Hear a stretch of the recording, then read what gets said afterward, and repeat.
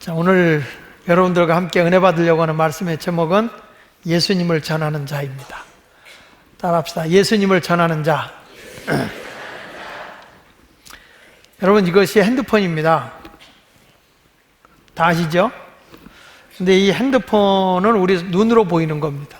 핸드폰은. 그런데 이 눈에 보이지 않는 것이 뭐냐면 전파입니다. 이 전파를 잡아주는 게 이제 네트워크가 있는데, 이 전파가 잡히지 않으면 이 전화기는 아무리 좋은 전화기라도 쓸모가 없어요.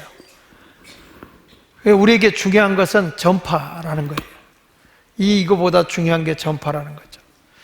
마찬가지로 컴퓨터에도 이런 기계가 있는 게 저기 이제 하드웨어거든요. 눈에 보이는 것, 내 손으로 만들고 조립할 수 있는 건 하드웨어입니다. 그러나 우리 눈에 보이지 않는 컴퓨터가 작동하려면 보이지 않는 그 안에 있는 걸 소프트웨어라고 그래요. 소프트웨어. 그 소프트웨어가 저렇게 웹이 이렇게 있듯이 소프트웨어가 없으면 컴퓨터 작동을 못 해요. 그러니까 여러분, 이게 무슨 얘기냐면 눈에 보이는 게 아니에요. 그게 다가 아니라는 거예요. 보이지 않는 세계가 더 중요하다는 거예요. 자, 사람도 육이 있잖아요. 육은 보는 거예요. 아, 아무개구나. 육은 다 볼 수 있어요. 그래서 사람은 자기 몸을 보이기 위해서, 멋있게 보이기 위해서, 아름답게 보이기 위해서 몸짱을 만들어요. 막 근육질을 만들고, 막 여자들도 이쁘게 보이기 위해서 성형도 하고, 막 이쁘게 가꾸고, 막 여기다가 이게 머리도 비싼 거 하고, 그리고 이제 뭐 여기다 귀걸이도 달고, 다 외적인 걸 보여요. 그러나 여러분, 외모적인 것보다 더 중요한 게 뭐냐면 우리의 정신, 우리의 마음, 우리의 영혼, 이것은 더 중요한 거예요. 사람의 아무리 몸이 건강해도 정신적으로 이상하면 그건 비정상인 사람이 돼요. 그러니까 우리가 보이는 것이 전부가 아니라 보이지 않는 것이 더 소중하다는 거예요. 여러분, 호박이 수박될 수 없잖아요. 호박에다가 줄 긋는다고 수박 되나요? 교회 다닌다고 해서 그분들이 정말 참다운 그리스도인일까 한번 생각해 볼 필요가 있어요. 원숭이가 아무리 미용하고 화장을 시킨다고 해서 인간이 될 수 없어요. 원숭이는 원숭이인 거예요. 근데 우리 하나님께서 사람을 흙으로 빚으시고 거기다 생기를 불어넣었더니 사람이 생명이 됐다는 거예요. 그래서 하나님의 형상을 가진, 그래서 인간에겐 창의적인 게 있고 도덕적인 게 있고 윤리적인 게 있어요. 영혼의 세계가 있다는 것이죠. 그래서 우리는 영혼은 하나님께로부터 왔어요. 육은 땅으로부터 왔어요. 육은 아무리 멋있고 아름다워도 그 육은 세상을 떠나면 끝나는 거예요. 제가 건대병원에 입원했었거든요. 이번에 여러분 잘 아는 조문기 씨가 세상을 떠서 거기에 안치했어요. 아무리 인기가 있었고 아무리 화려하게 있었고 멋있는 사람이라도 사람의 육체가 적으면 육체는 아무것도 아니에요. 어디로 가는 거냐? 땅속으로 가는 거예요. 근데 그분이 왜 세상을 떴을까요? 자기의 정신, 장신에 대한 그 명예, 이런 것들이 다 떨어지고 실추됐을 때 살아야 할 가치를 못 느꼈던 거예요. 살아야 할 가치를 못 느끼니까 세상을 뜨는 거예요. 그것은 육적인 것보다 더 중요한 게 영적인 것이고 정신적인 것이고 마음적인 거예요. 자, 우리 예수 그리스도가 이 땅에 온 것은 인간이 하나님이 지어준 영혼이라는 것이 죄로 인해서 오염이 되어버렸어요. 더럽혀져 있는 거예요. 그로 인해서 하나님과 우리와의 관계가 단절되고 인간은 점점 사악해지고 잔인해져 가는 거예요. 그렇게 깨끗하다고 외쳤고 이 나라의 차기의 대통령 후보였다는 사람도 순간에 미투에 의해서 그냥 가는 거예요. 이런 것들이 다 뭐냐면 인간이 육적인 것만으로 살 수 없다는 거예요. 그 사람에게 한순간의 명예가 또 국민들에게 실망을 시켰을 때 그 모든 것들이 그 사람의 인생을 무너뜨리는 거라고요. 여러분, 마찬가지로 우리 인생이 여기서 밥 먹고 새끼 먹고 돈 가지고 산다고 인생이 아닌 거예요. 하나님이 우리에게 주신 영혼이 건강해야 그것이 제대로 된 그리스도인이라는 거예요. 그럼 이 땅에 영혼이 오염되고 병들어서 잘못된 인간을 구원하기 위해서 이 땅에 오신 분이 누구냐? 예수 그리스도라는 거죠. 세례 요한은 예수님이 오셔서 세례를 줄 때 하늘에 성령이 임재하면서 비둘기같이 그 위에 강림했어요. 그리고 그는 이렇게 말했어요. 하나님의 아들 메시아가 이 땅에 오셨을 때는 성령이 강림한다는 걸 말씀을 통해 알았어요. 그걸 알고 나니까 여기 성경에서 이렇게 말하잖아요. 35절에 34절에 내가 보고 그가 하나님의 아들이심을 증언한다.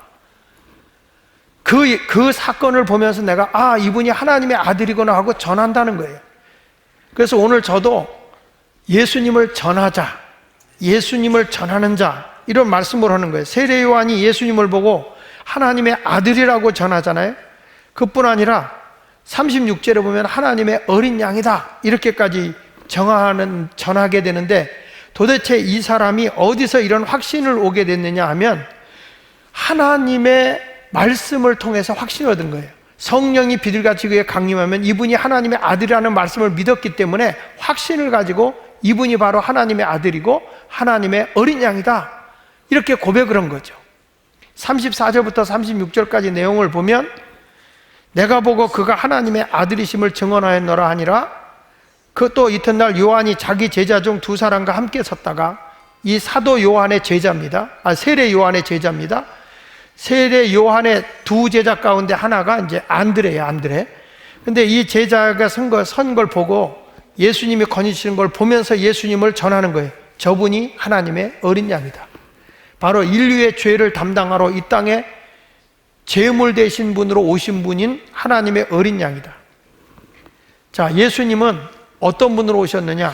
하나님과 원수된 나를 화목하게 하기 위해 오신 분이 하나님의 아들이에요.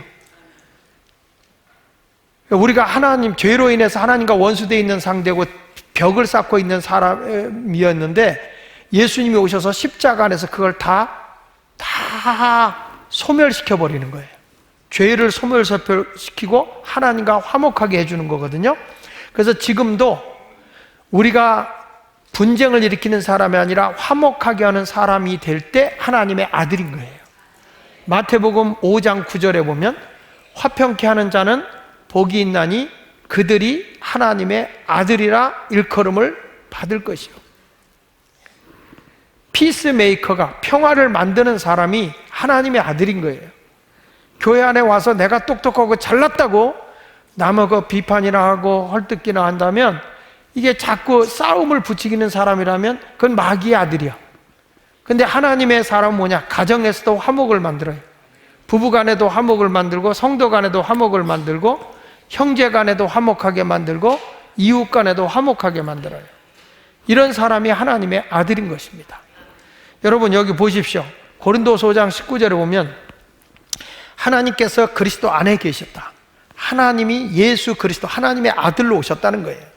계시사 세상을 자기와 화목할, 세상은 어떤 것이냐? 하나님을 알지 못하고 하나님과 원수된 삶을 살아가는 거죠. 인간의 욕정을 위해 살아가는 거예요. 정욕을 위해 살아가는 자들이잖아요. 왜냐하면 세상에 살면요, 예수를 제대로 만나지 못하면 교회를 다녀도 다 세상의 정욕에 넘어가는 거예요. 목사도 교회에서 설교 얼마든지 할 수 있어요. 그러나 예수가 없이 목회한다니까요. 예수를 만난 적이 없이 목사가 돼요. 그러다 보면 목사도, 그러니까 이 미투라고 하는 이게 여자들의 성추행이라든지 성폭행이라든지 이런 것들이 감히 지금 어디서 이 사건이 터질지는 아무도 몰라요. 종교계도 터질 겁니다. 기독교계도 있을 거고, 캐톨릭계도 있을 거고, 그 다음에 뭐 불교계도 있을 것이고, 뭐 정치계, 예술계, 뭐 없는 데가 없을 거예요. 왜냐? 인간이 살아가는데 정욕적으로 살아가지 않는 데가 어디 있어요? 학교 안에서도 학생들끼리도 일어나는데요. 이게 세상이잖아요. 그러니까 감히 지금 누가 옳다 그러다라고 할 수 없는 이런 세상이에요. 예수 없으면, 내가 언제 그랬잖아요. 세상을 바르게 하고 깨끗하게 할 수 있는 게 십자가 외에는 없는 거예요. 교회 필터링이 될 수 있는 데가 교회밖에 없어요. 자, 그래서 여기 성경에 보면 이 세상이 하나님하고 반대되는 길로 가라가잖아요. 정결한 삶을 살아가는데 부정된 삶을 살아가니까 이것을 화목하게 하기 위해서 하나님이 그리스도 안에 육신의 옷을 입고 이 땅에 오신 거예요. 그래서 세상을 자기와 화목하게 하시며 다 같이 그들의 죄를 그들에게 돌리지 아니하시고 화목하게 하는 말씀을 우리에게 부탁하셨다. 그러니까 복음이 하나님과 화목하게 하는 거예요. 우리 아이들이 여기 와서 예배드리지만 예수 제대로 안 만나면요, 세상에 나가서 다 그대로 살아요. 제가 왜 세대 통합 예배를 드린지 아십니까? 우리 교회가 중등부, 고등부, 또 청년부 다 따로 예배드려서 자기들만의 예배를 드렸어요. 그러나 그들이 20%도 안 되고 다 교회를 떠났어요. 그들이 졸업하고 청년되고 결혼해서 교회에 남는 애들이 거의 없어요. 그래서 이거는 이렇게 목회가 돼서는 안 되겠다. 우리 부모님들 자녀들 가운데 교회 안 다니는 사람이 얼마나 많아요. 어렸을 때 교회 다녔잖아요. 근데 안 다니잖아요. 왜냐하면 우리들의 예배가 아니라고 생각하는 거예요. 그러니까 하나님께 예배 드렸던 게 아니죠. 이런 것을 보면서 교회가 뭐냐? 예수를 만나서 예수님과 화목하게 해야 돼요. 우리 아이들도. 그래야 그게 진정으로 구원을 받은 거라는 거죠. 죄를 범한 인간이 하나님과의 벽을 헐기 위해서 이 땅에 예수님을 보내주신 것이고, 예수님은 자신이 하나님의 어린 양이 돼서 십자가에 죽은 거예요. 그 십자가만이, 따라합시다, 우리의 죄를 소멸할 수 있다. 에베소 2장 16절을 같이 한번 읽어보겠습니다. 시작. 또 십자가로 이 둘을 한 몸으로 하나님과 화목하게 하래. 십자가가 뭐냐? 십자가가 뭐냐? 십자가 걸고 다니는 게 십자가냐? 십자가는 하나님과 화목한 거예요. 예수를 제대로 만나서. 십자가가 걸리고 안 걸리고가 문제가 아니에요. 십자가의 근본의 의미를 알아야 돼요. 십자가는 하나님과 우리를 화목하게 하는 거예요. 그래서 여기 보십시오. 원수된 것을, 죄로 인해서 원수된, 하나님과 원수된 우리를 뭘로 소멸했다고요? 십자가로 소멸해버린 거예요. 예수 그리스도의 십자가의 죽으심이 없다면 우리의 죄가 용서받을 길이 없는 거예요. 그러니까 골로새서 1장 20절에도 이렇게 말합니다. 그의 십자가의 피로 화평을 이루사 하나님과 화목해졌다 이거예요. 만물고 땅에 있는 것들이나 하늘에 있는 것들이 그로 말미암아 예수 그리스도의 십자가의 구속의 은혜로 말미암아 자기와 하나님과 화목하게 되기를 기뻐하신다. 우리 모두는 하나님 앞에 그래서 당당히 나갈 수 있어요. 예수 그리스도를 내가 믿는 한 나는 하나님 앞에 당당히 나갈 수 있는 거죠. 이렇게 화목되게 모여있는 공동체가 교회예요. 우리가 왜 전도합니까? 세상에서 하나님과 원수된 자를 하나님과 화목하게 하기 위해서 모여있는 공동체가 되어야 된다고요. 자, 그래서 오늘 이런 얘기하는 거예요. 세례 요한이 예수님이 지나가는 걸 보고, 자, 예수님이 가신다고 예수님을 전해준 거예요. 하나님의 어린 양이다, 우리를 죄에서 화목하게 하실 분이다, 딱 소개를 한 거예요. 두 사람이 바로 세례 요한을 떠나요. 인간적으로 보면 괘씸하잖아요. 나를 떠나? 내가 너를 키워 나를 떠나? 근데 세례 요한은 자기의 제자를 키운 게 아니라 예수님의 제자를 키운 거예요. 이게 신앙의 바른 거예요. 장목사를 따라와야 되는 게 아니에요. 예수님의 제자가 되는 게 중요한 거예요. 예수를 바로 믿어야 되는 거란 말이죠. 그래서 오늘 예수님을 전하는 자인데 여기 보십시오. 첫째로 보면 예수님을 보여줄 삶의 공동체가 형성되어져야 됩니다. 전도를 하려면 어디로 와야 돼? 교회 공동체로 와야 되잖아요. 여기서 뭘 보여주는 거냐? 예수님을 보여줄 수 있는 공동체가 돼야 된다는 거예요. 교회는. 자, 요한복음 1장 39절에 예수께서 이르시되 이렇게 말해요. 와서 보라. 이 두 제자가 왔어요. 오니까 예수님께서 뭐라는 거 아니에요? 무엇을 구하느냐 이랬어요. 성경 말씀 38절에 보면 두 제자 세례 요한을 쫓아다니다가 너희들 도대체 뭘 기대하고 나를 왔느냐? 나에게 쫓아왔느냐? 그랬더니 뭐라고 하는 거 아니에요? 라삐어 어디 계십니까? 정말 메시아가 어디 계십니까? 하나님과 우리를 화목하게 하실 그 그리스도가 어디 계십니까? 이렇게 물은 거예요. 그러니까 예수님께서 이렇게 말합니다. 39절에 보니까 예수께서 이르시되 와서 봐라. 한번 따라합시다. 와서 봐라. 그러므로 그들이 가서 계신 데를 봤다는 거예요. 예수님이 우리 모여있는 우리 공동체 좀 와볼래? 우리 공동체 좀 와볼래? 그러니까 예수님이 계신 곳에 가본 거예요. 거기는 화려한 곳이 아니에요. 예수님은 이런 말씀에 인자는 머리 둘 곳도 없다. 예수님이 계신 곳은 궁궐이 아니에요. 예수님이 계신 곳은 따뜻한 침대방이 아니에요. 아주 보잘것없는, 예수님이 출생했을 때 마구간에 출생한 것처럼 아주 보잘것없는 거예요. 여러분이 지금 수세식 화장실 쓰다가 미개한 국가에 가서 재래식 화장실에 들어가면 얼마나 불편합니까? 지금 예수님이 와 계신 곳은 이 세상에 오셔서 그렇게 연약한 자리예요. 병든 자와 함께하고 있는 곳, 죄인들과 함께하는 곳, 가난한 자와 함께하는 곳이었어요. 근데 예수님이 와서 보라는 거죠. 와서 보라. 근데 빌립이라는 사람이 나다나엘에 가서 전도할 때도 똑같은 얘기를 해요. 나사렛에서 내가 메시아를 만났다. 그러니까 그분이 어디서 나왔는데? 나사렛에서. 근데 이 사람은 참 이스라엘 사람이고 하나님 말씀을 잘하는 사람이에요. 예수님은 성경에 예언하기를 베들레헴에서 출생한다 그랬거든요. 나사렛이라고 얘기하니까 빌립이 성경을 잘 모르는 거예요. 예수님이 자란 것은 나사렛이지만 출생한 것은 베들레헴이거든요. 그러니까 이 나다나엘이 뭐라고 했냐, 나중에 예수님이 12제자 가운데 하나인 바돌로메가 나다나엘이에요. 그러니까 나다나엘이 야, 나사렛은 무슨 선한 게 나오겠냐 이렇게 말하는 거예요. 무슨 메시아가 나오겠느냐 이렇게 말하니까 빌립이 하는 말이에요. 잔소리 말고 와서 봐라. 와서 봐라. 예수님과 함께하는 공동체 속에 와보라는 거예요. 와서 보라. 잘 모르겠어 나는. 근데 와서 보라.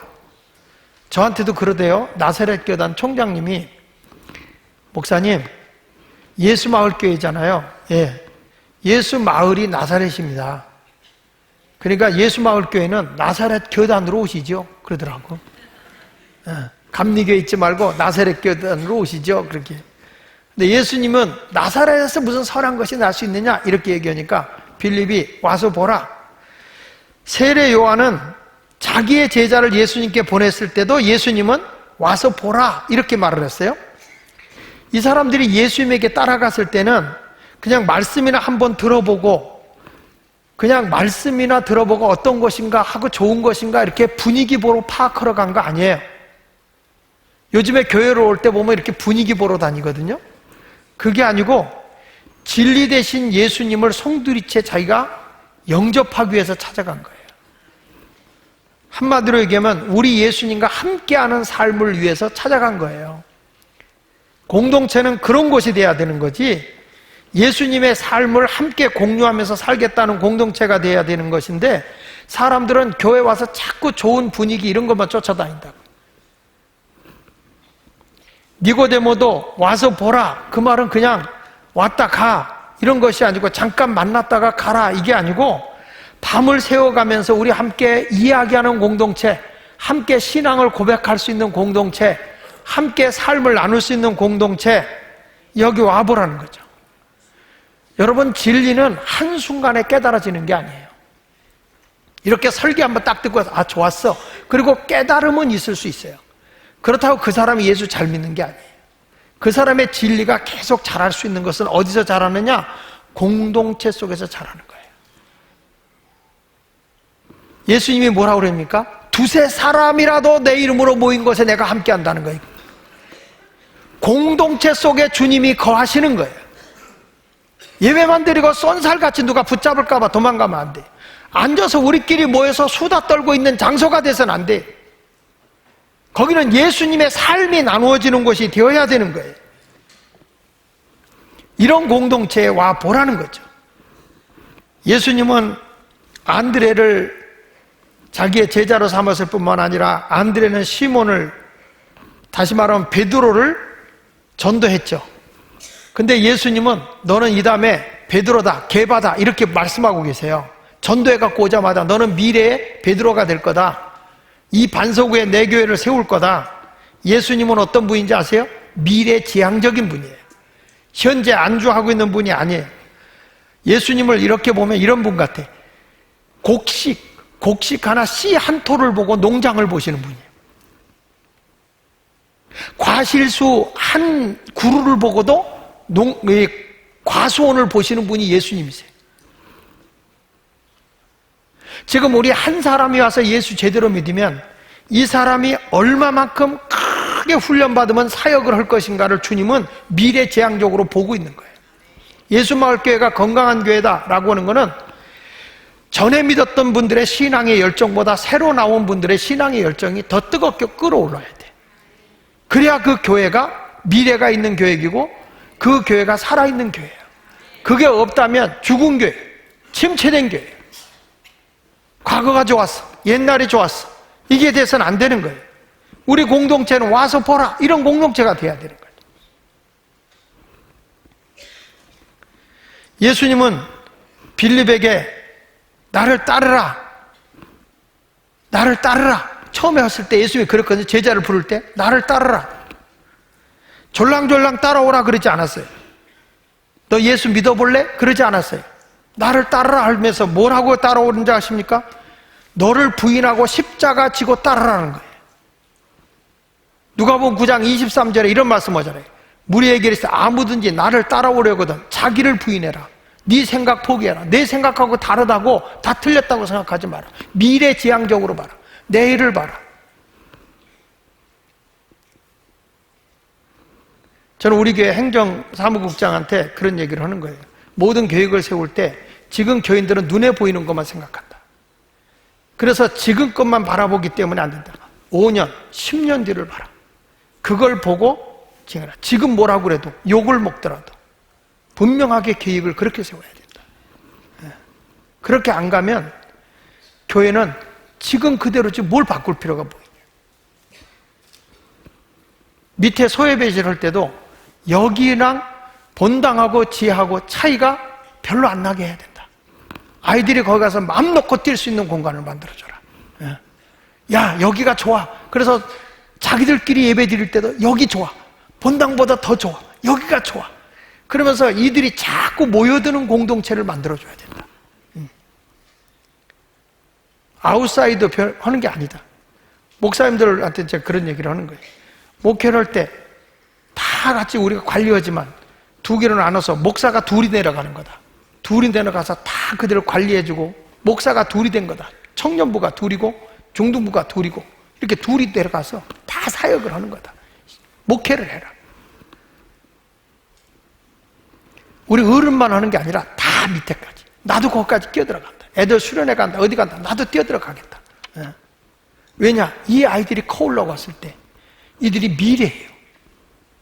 이 아이들이 미래의 우리 교회의 꿈이에요. 씨 하나에서 많은 농사를 보는 농원이 되듯이 이들을 통해서 하나님의 큰 일이 일어나야 되는 거예요. 그게 없으면 소망이 없는 것입니다. 나다나엘은 나사렛에서 무슨 선한 것이 나와 이렇게 빌립한테 따졌을 때 빌립은 논쟁하지 않아요. 와서 봐라. Come and see. 와, 그리고 봐. 우리 목장에서 뭘 보여주겠습니까? 목장에 들어갈까 봐 두려워해서는 안 됩니다. 거기서 세상 얘기하는 거 아닙니다. 불평하는 얘기하는 거 아닙니다. 예수 얘기가 나와야 됩니다. 예수의 삶의 얘기가 들려줘야 됩니다. 교회가 이렇대더라 저렇대더라. 여러분이 보는 건 눈에 보이는 것만 보는 것입니다. 농사를 지을 때 여러분 피가 나옵니다. 벼를 심어도 심지 않은 피가 나옵니다. 피를 보면 농사를 못 지죠. 피는 나중에 뽑아내더라도 거기서 곡식을 봐야 농사를 짓는 겁니다. 밭에다가 씨를 뿌리면 풀이 나옵니다. 풀을 자꾸 뽑아줘야 됩니다. 그렇다고 풀 난다고 아무것도 안 심으면 안 되는 겁니다. 교회 안에 와서 신앙생활 하면서 이런 얘기 저런 얘기 다 들릴 수 있어요. 여러분, 이런 저런 얘기가 여러분의 신앙을 돋우는 게 아니라 오직 예수 그리스도 진리, 그런 공동체를 만나야 되는 거예요. 그게 중요한 것입니다. 자, 여기 보십시오. 와서 보라 했을 때 나다나엘이 왔어요. 예수님의 공동체를 찾아 나온 나다나엘이에요. 자, 예수님의 공동체로 찾아 나왔어요. 와서 보라 찾아 나왔어요. 와서 보니까 예수께서 이렇게 말합니다. 요한복음 1장 47절에 이런 말씀을 합니다.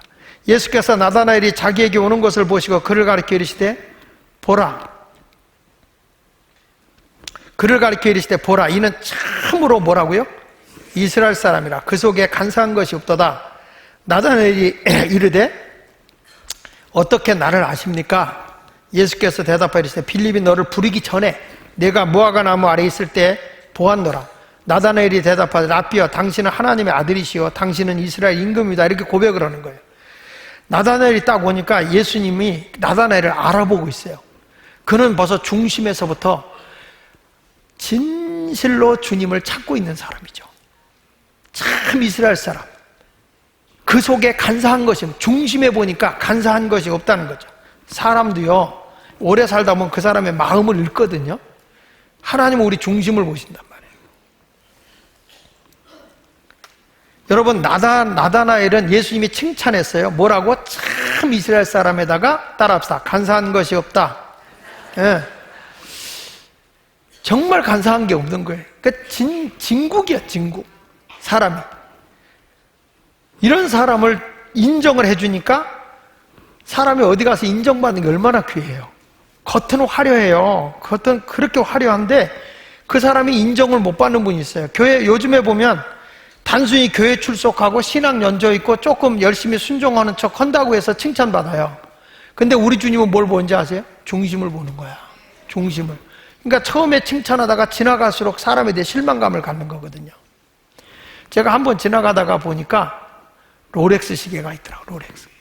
롤렉스 시계, 번쩍번쩍하는 롤렉스 시계가 굉장히 좋은 시계잖아요. 그게 보통 몇백만 원짜리도 있잖아요. 근데 야, 번호 딱지가 딱 붙었는데 5만 원인 거야. 5만 원이에요. 뭐예요? 작아요.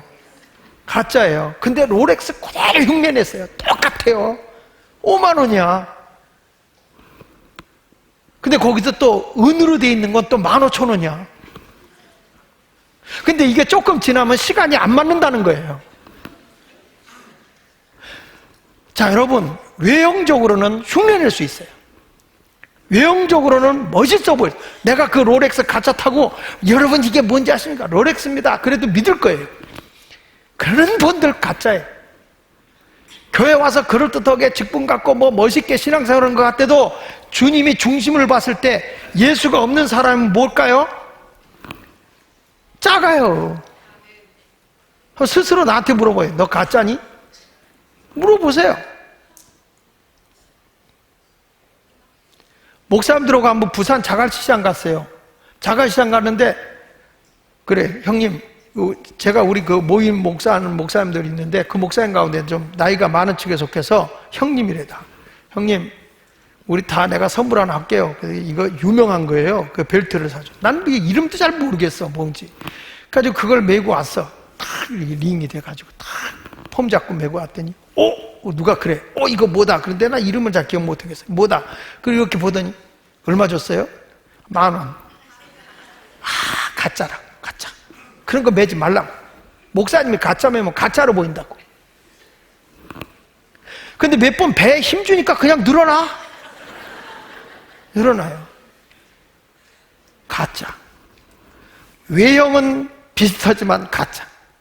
가짜 휙 두르고 다니면서 막 폼 잡고 다니는 사람들 많아. 교회 다니면서 성경 찬송 들고 다녀도 우리 주님이 보실 때 정말 이 사람이 참 이스라엘 사람이고 그 속에 간사한 것이 없도다. 목사들도 막 이 연사가 외칩니다 하고 막 설교하고 뭐 해도 진짜 예수가 전해지지 않는다면 가짜. 교회 와서 뭐 책임을 맡고 사역을 해도 내 속에 중심이 하나님 앞에 인정이 되지 않으면 가짜인 거예요. 간사한 것이 없어야 돼. 진실해야 되는 거예요.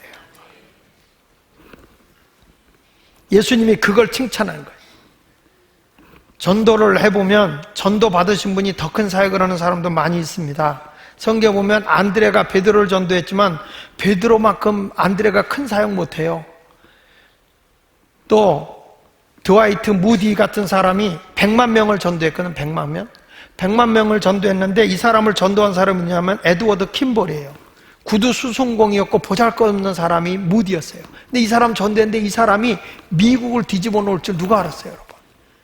그러니까 우리가 한 명 전도해서 제대로 예수가 전해져서 예수를 만나는데 마음속에 간사한 것이 없이 진실하면요, 그분이 엄청나게 큰일입니다.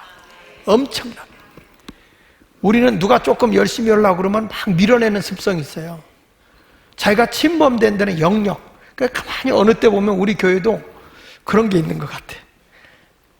이렇게 내려오다 보면 개들이 전봇대에다 찍찍하고 오줌을 싸고 가요. 그게 다 뭐냐면 영역 표현이에요. 영역 표시. 여기는 내게다. 교회 안에서도 와서도 자기가 요 자리에 있는데 고개 뺏길까봐 팍 밀어내. 막 아이들이 뭐 쓰겠다 그러면 아멘 하고 줘야 되는데 여기 우리가 있던 자리에 오기만 하면 죽질 않아. 이렇게. 아주 거기다 오줌을 넣어. 이게 뭐냐면 사람들이 이게 저 사람들을 잘 키워서 더 훌륭하게 돼서 자꾸 큰 사람을 만들어내는 것이 중요하다는 거예요. 요한 웨슬리가 자기 나름대로 의롭고 깨끗하게 산다고 했어요. 근데 요한 웨슬리가 자기가 깨끗하게 살아서 의로움으로 의로워지는 게 아니라는 걸 누가 하냐면 모라비안 선교사인 베이커라는 사람에 의해서 그렇게 구원받는 게 아니라 예수 그리스도의 은혜로 구원받는다. 이 사람에 의해서 다시 한번 전도를 받아요. 영적인 전도.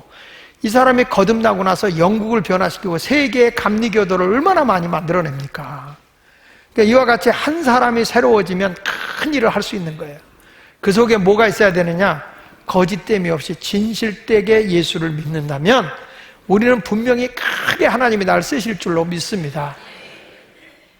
여러분 모두가 하나님은 중심을 보시는 하나님이라는 걸 아시고 참으로 이스라엘 사람이다. 그 속에 간사한 것이 없다. 그리고 나다나엘이 이렇게 예수님이 인정을 하니까 요한복음 1장 49절에 신앙 고백을 해요. 같이 읽어볼게요. 나다나엘이 대답하되 라삐여 당신은 뭐라고 그랬어요? 하나님의 아들이요 당신은 이스라엘의 임금이다. 무슨 얘기죠? 당신은 베드로가 고백한 것처럼 주는 그리스도시여 살아계신 하나님의 아들입니다 고백했잖아요. 하나님의 아들이고 당신이 나의 통치자고 섭리자고 나의 주군이시다. 이거 주군이시다.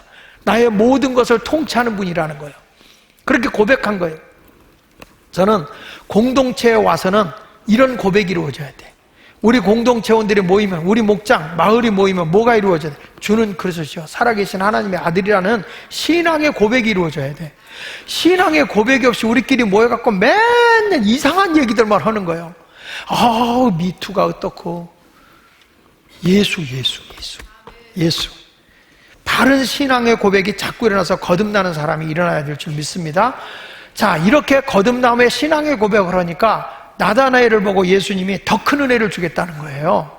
이런 말씀을 합니다. 50절에 보니까 예수께서 대답하시되 내가 너를 무화과나무 아래 보았다 함으로 믿느냐? 이보다 더 큰 일을 볼 거다. 더 큰 일을 네가 할 거다. 또 이르시되 진실로 너희에게 이르노니 하늘이 열리고 하나님의 사자들이 인자 위에 오르락내리락 하는 것을 보리라. 여러분 우리가 올바른 신앙을 가지면 하나님의 은혜가 상상할 수 없을 정도로 넘쳐옵니다. 크게 옵니다. 할렐루야. 이런 놀라운 역사가 임하기를 예수 이름으로 축원을 드립니다. 할렐루야. 저는 우리 교회에서 8년 동안 목회 사역을 했던 최강철 목사님, 이제 오늘 우리 교회와 함께 예배드리고 우리 교회를 떠납니다. 이제 부목사였던 자리에서 이제는 담임 목사님이 된다. 부반장이 이제 반장이 되는, 이제 부사장이 정식 사장이 되는, 목회로 말하면 담임 목사님이 되는, 당회장이 되는 좋은 교회로 이제 목사님이 가시게 돼요. 사실은 병원에서 조금 더 있어야 되는데 우리 교회에서 8년 동안 또 교회가 어려울 때 그 자리를 굳게 지켜준 것만 해도 고마운데 가시는 길에 제가 이렇게 잘 인사를 시키고 가는 게 예의인 것 같아요. 그래서 병원에서 주일만 외출시켜줘라. 그리고 와서 내가 입원하겠다 그랬더니 퇴원하세요 그러더라고. 그래서 퇴원했어요. 약으로 잡수시고 목요일 금요일 와서 다시 진단해서 좋아졌으면 그냥 사시고 안 좋아졌으면 그때 봅시다. 그렇게 얘기를 해요.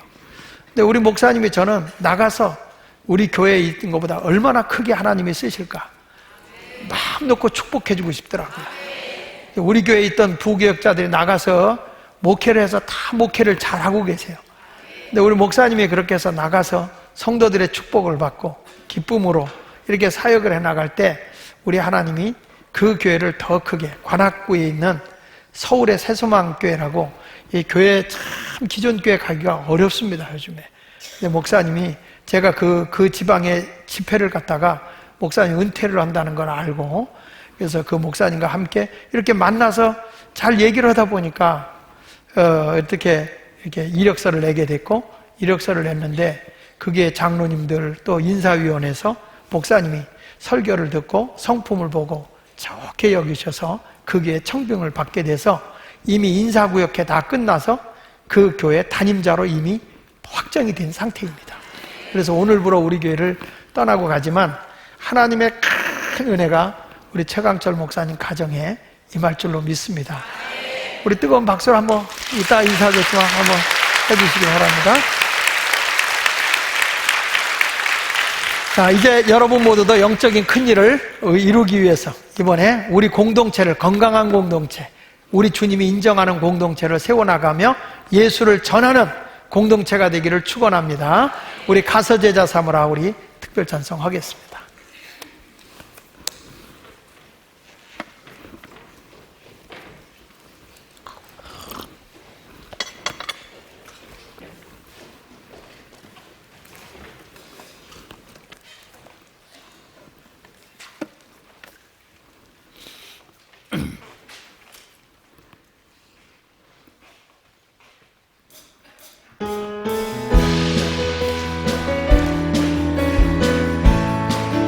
갈릴리 마을 그 숲속에서 갈릴리 마을 그 숲속에서 주님 그 11제자 다시 만나시사 마지막 그들에게 말씀하시기를 너희들은 가라져 세상으로 제자 삼으라 세상 많은 사람들을 세상 모든 영혼이 내게 달려나니 가서 제자 삼으라 나의 길을 가르치라 내가 너희와 항상 함께하리라. 지금도 우리 주 찾아오사 우리 주 찾아오사 어두워져가는 세상 바라보며 마지막 우리에게 부탁하시기를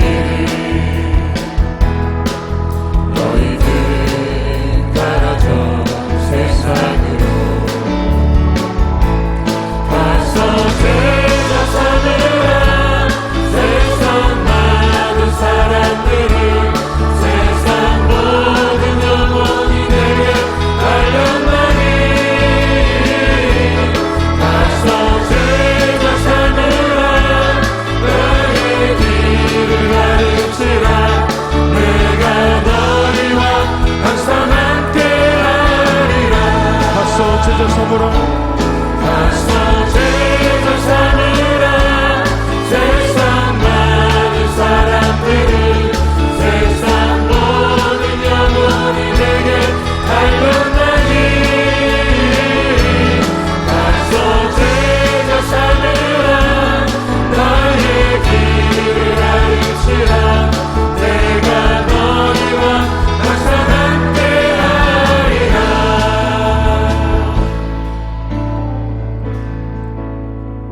기도하겠습니다.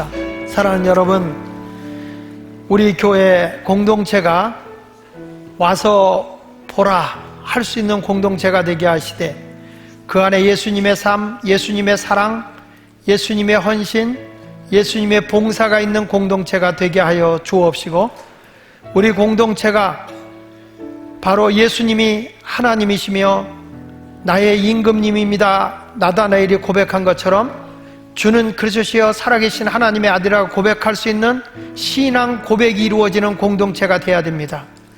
사람의 소리가 들리는 곳이 아닙니다. 사람 소리가 나오는 것이 아닙니다.